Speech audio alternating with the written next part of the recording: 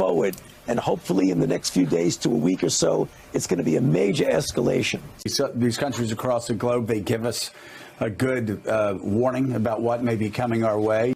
Are we following the path of South Korea? Based on what you've seen, based on the numbers, any idea based on science which direction we're heading? Well, yeah, exactly. If you do nothing and you wait too long to institute aggressive containment, mitigation, and preventing from outside sources coming in, the way we did with China and that we're now doing with Europe, that's critical.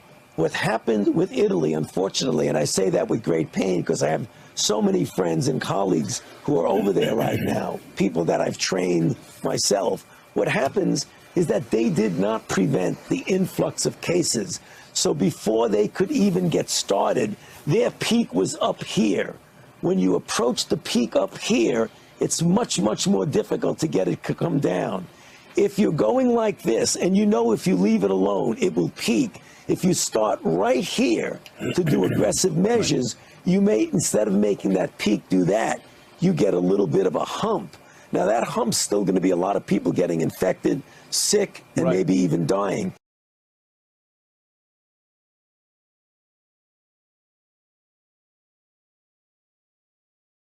Much less than what Italy is going through now.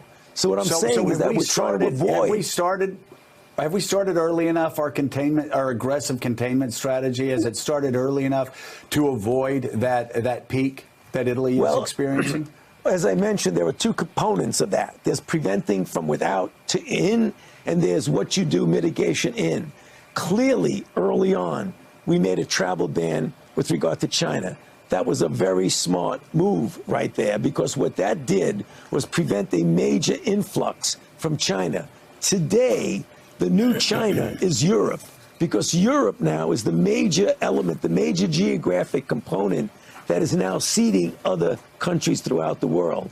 And that's the reason why we made the very difficult but appropriate decision to have a travel ban on the European countries.